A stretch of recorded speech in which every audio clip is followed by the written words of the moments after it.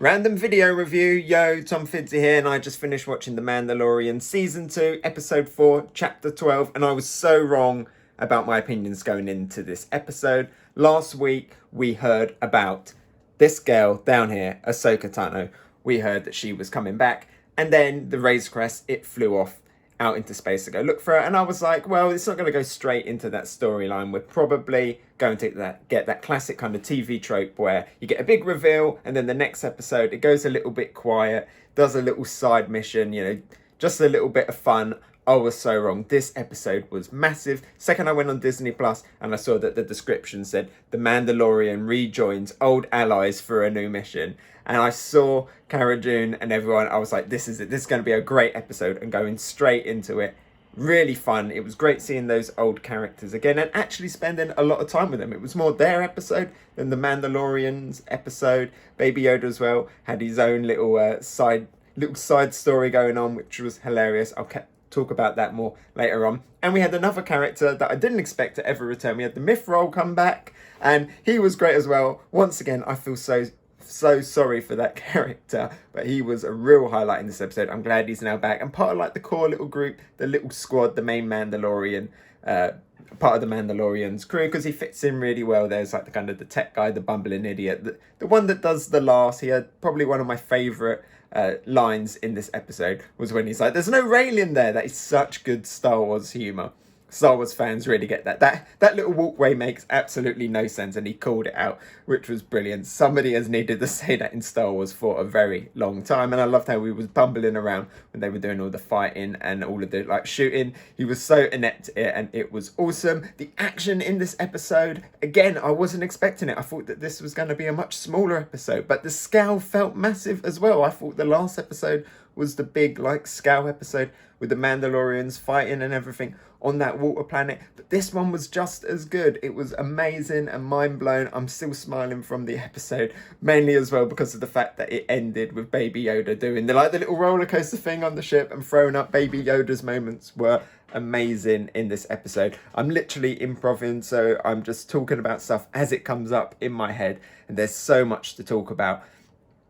Of course, as well, that ending, that big ending, which really proves that this episode wasn't like the little standalone thing. This is a big episode that has very big implications, not just for the Mandalorian series, but for the Star Wars lore as a whole. To the whole story of Star Wars, this is a massive episode. Was not expecting it at all. So let's talk about some of this stuff. Let's talk about some of the stuff. First of all, we'll go back to Navarro, and it was colourful and it was bright, and that was really nice to see. You could see the change straight away, and there was a statue of IG-11 in the background. That was just a really nice little touch. I still miss that character, but it was great to see that he's got a statue there, so that was really good. And then we got like the Mythrol, like I said, has come back in it, and I'm really enjoying that he's back in the story. We had the little fire meerkat as well. Did you notice in the end credits, in the concept art, I love looking at the concept art in the end credits, but there was a shot where it was like breathing fire on the Aquilish. I would have liked to have seen that in the episode, a little fire-breathing lava meerkat. Make that part of the main cast as well. That was very cute too. And another really awesome practical effect. Looked really real at times. Sometimes its movement was a bit like jaggedy, but it looked really real. It was really cool. The Aquilish at the beginning, it was nice to see the Aquilish as well. I kind of wish that there was one with like 4 eyes, like kind of mix it up, maybe have like one that has like the sucker hands and stuff, can quite hold its gun well, but it's just really cool to get another old kind of what I guess would be now considered like a legacy character, like a legacy species in Star Wars. Sorry, my finger was going in front of the camera a little bit there. But yeah, so we do all of that stuff, and it starts off with Baby Yoda, Baby Yoda doing a Rocket and Groot moment from Guardians of the Galaxy 2. Really sweet, really funny. Straight away in this episode, I'm smiling, I'm chuckling. I love that scene, even though, like I said, it was the Rocket and Groot stuff. It was really similar gag of somebody trying to teach a child how to do something complicated and the child just getting it wrong all of the time, but it was still really funny. But I just couldn't watch that scene without thinking of the Rocket and Groot thing, so it didn't quite feel very unique. That's why I'm so glad at the end we had Baby Yoda just doing like the roller coaster thing on the ship and then throwing up after it got those like space macaroons, and that was a really cool scene as well in the school. It's nice to see Baby Yoda, the child, once again going somewhere where he can act like a child and actually be a kid. You know, we had with the frog people, and now we had him in a school as well. So that's really good stuff as well. But yeah, I think the gif of this episode, the Baby Yoda gif moment, was it's either going to be him throwing up or him just like, wee, I'm having so much fun. Probably them two combined, the wee and them throwing up.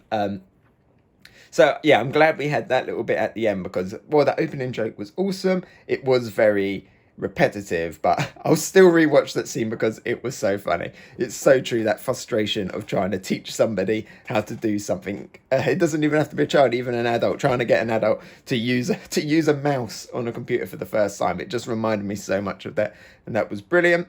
Meet all of the old characters again. So we've got some big revelations, some talk about Alderaan as well, and getting into more of the backstory of the side characters of this series, and seeing them kind of become the main characters of this episode. And then we go into the Imperial base, and we really get into the plot. The little side plot that is going on in the Mandalorian, that seems now to have, that is actually going to become like the main thread, the main story. You know, we had stuff with like the Darksaber. We had stuff last week with taking back Mandalore, and Bo-Katan and Ahsoka Tano, so stuff from the Clone Wars. And I was like, oh, is this going to be kind of what the Mandalorian is, just kind of finishing off these old series? But it seems like they're just going to be kind of threads that are running through the series and kind of showing what's going on elsewhere. But now we get the main thread as to what's going on in the Mandalorian, linking back to the Mandalorian, linking back to the child, linking back to Moff Gideon, and the fact that they want Jedi blood, they want midichlorian blood, so that they can make what seems to be, and I can't wait. The second I saw this scene at the end, not only did I let out an audible, a loud, like, no way! I was also once again like, I need to go watch Star Wars Explained straight after this. Straight after I finish recording, I'm going to go watch his video if it's live, because it looks like we are getting the Dark Troopers. Now, I wasn't like too big into the Dark Trooper lore back in the day, but it's something that I've learned a lot about, you know, just going through expanded universe stuff over time. So like, it wasn't something that I was like massively knowledgeable on, but over time, just through being a Star Wars fan, it is something that I've learned about. And now that we're actually getting into it in canon, it seems that is really hype. That was really exciting. I literally was leaning forward on my chair like, no way, I can't believe we're actually doing this. Give me more episodes now. Forget the Ahsoka Tano stuff. I'm now really hyped for this stuff as well. I'm wondering, because they said that they needed a new donor and stuff. You know, they needed some more Jedi blood. Is the tracker there on the ship to go and like get Ahsoka Tano? Are we even going to get stuff with Ezra and stuff? Because obviously they're going to need new Jedi blood, or are they just going to go after the child? Really cool stuff. Great stuff for The Mandalorian, great stuff for Baby Yoda, great stuff for the lore of Star Wars as a whole. This series is doing so much for the lore of Star Wars. It is fantastic, and I'm loving it. It's doing so much more for the lore than the newest trilogy has. This series, it just blows my mind every single week. From like the Crate Dragon with the Crate Dragon Pearl, now to Dark Troopers stuff. I literally have no idea what is going to turn up next week. As I said earlier on, even just seeing Aquilish again, I just wish they had one had 4 eyes on sucker hands. That's all. That's the biggest criticism of this episode, is that one of the Aquilish didn't have 4 eyes. Maybe one did in the background, but I personally didn't actually notice it. I'm just blown away by this episode on how good it was, because of the fact that I wasn't expecting it to be this good.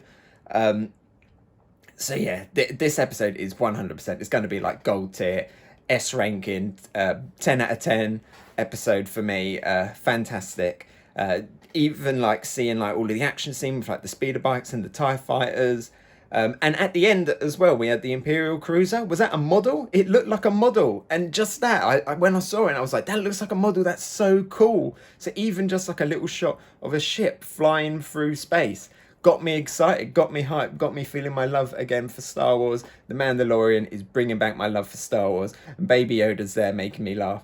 Mythrol's there as well making me laugh. Calling out the stupid thing in the Star Wars universe, such as like the on-screen display. You know, every time they're on a gun turret and they have an on-screen display, it's like a really rubbish pixel image. Like, I have a HD camera, security camera in my house. Can you not put one in one of these ships?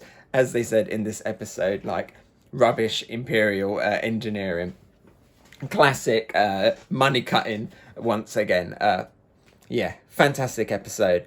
still smiling, still excited about it, because now I just want to go and watch videos about Dark Trooper theories online and wait for that Baby Yoda throwing up a GIF to start circulating. Great stuff. No idea where this episode, where the story's going to go now. Are we going to get Ahsoka now next week, or is he going to go on like a little side thing? Hyped.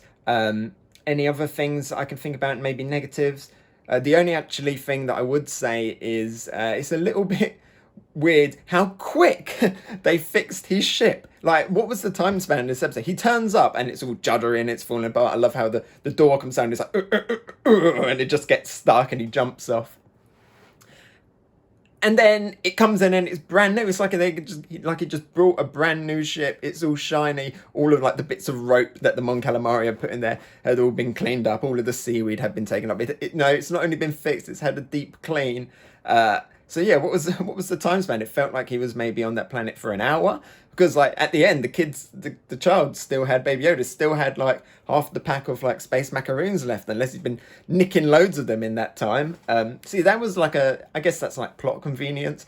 That was probably like the main criticism, is that it just felt like he landed on the planet, he went on his mission, and then he got in his ship and his ship was fine. And there was a little bit of like fate jeopardy that if he got back to the school, maybe the child wouldn't be there. But I guess it was a good way of getting the Mandalorian out of the Mandalorian and actually focusing on some of these other characters, which was really, really appreciated. Okay, I've been rambling on now for quite a long time. I hope you enjoyed my thoughts of this episode. Please let me know your thoughts down below. Are they Dark Troopers at the end? Where do you think the story is going to go? What was your favourite Baby Yoda moment? What was your favourite Mythrol moment? Just let me know. Anything you have, any thoughts you have about this episode, let me know down in the comments below, and I will see you in the next video. Bye!